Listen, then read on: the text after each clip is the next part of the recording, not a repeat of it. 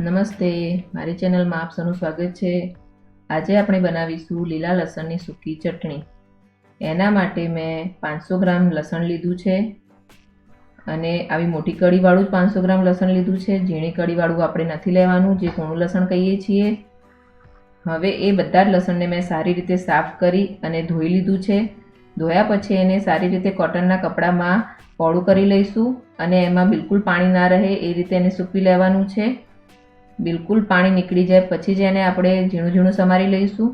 જો પાણી રહી જાય છે તો સમાર્યા પછી એ ચીકણું થઈ જાય છે, એટલા માટે બધું જ પાણી નીકળી જવું ખૂબ જરૂરી છે। આ રીતે ઝીણું ઝીણું આપણે એને સમારવાનું છે। બધું જ લીલું લસણ મેં આ રીતે ઝીણું ઝીણું સમારી લીધું હતું અને મારું 500 ગ્રામ લસણ હતું તો મેં એની સાથે 200 ગ્રામ જેવા મોળા મરચાં લીધા હતા અને એ બી કટ કરીને સૂકવી લીધા હતા, કેમ કે આ ચટણીમાં આપણે લીલા મરચાંની બી જરૂર પડશે। તો લીલા મરચાં અને લસણ બંને મેં ઘરમાં સૂકવ્યા હતા, એને તડકે નથી મૂક્યા। તડકે મૂકવાથી એનો કલર જતો રહે છે। આપણે જ્યારે 80 થી 90% જેટલું લસણ ને મરચાં સુકાઈ જાય પછી એક જ વાર એને તડકે મૂકીશું, એ પણ કલાક કે 1.5 કલાક માટે જ। આ લસણની ચટણી ખૂબ જ ટેસ્ટી બને છે।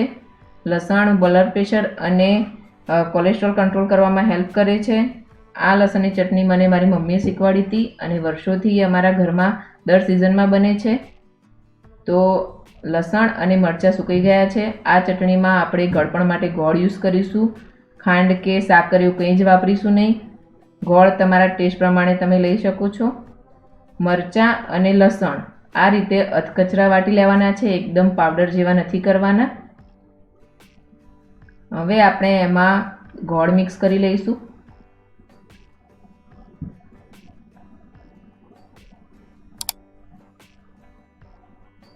ગોળની ક્વોન્ટિટી તમે તમારા રીતે વધારી અને ઘટાડી શકો છો, પણ લસણનો ટેસ્ટ જળવાઈ રહે એટલા માટે આપણે ગોળ થોડો ઓછો જ નાખીશું।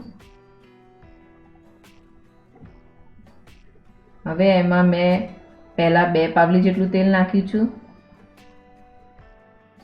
તેલ પાછળથી જરૂર પડે તો આપણે એડ કરી શકીએ છીએ। હવે ગોળ, તેલ અને આપણી ચટણી બધું વ્યવસ્થિત રીતે મિક્સ કરી લઈશું।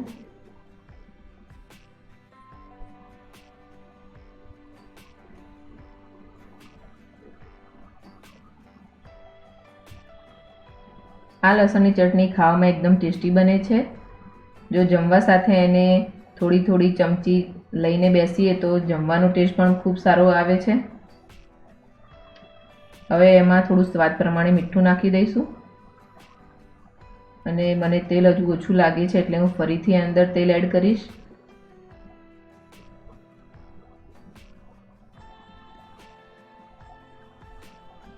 અને બરાબર મિક્સ કરી લઈશું। હું હવે આમાં વધારે તેલ એડ નથી કરવાની, કારણ કે હું આ ચટણી ફ્રીજમાં મૂકવાની છું। જો આ ચટણી બહાર રાખો તો પણ નથી બગડતી, પણ એના માટે એમાં તેલ થોડું વધારે એડ કરવું પડે છે।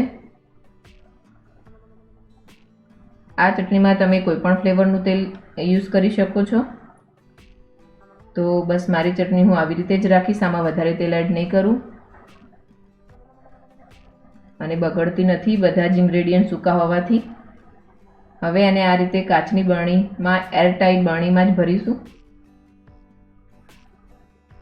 તો મારી ચેનલને સબસ્ક્રાઈબ કરવાનું ભૂલતા નહીં અને બાજુમાં આવેલા બેલ આઇકનને પ્રેસ કરજો, જેથી નવા નોટિફિકેશન મળી રહે। Thanks for watching.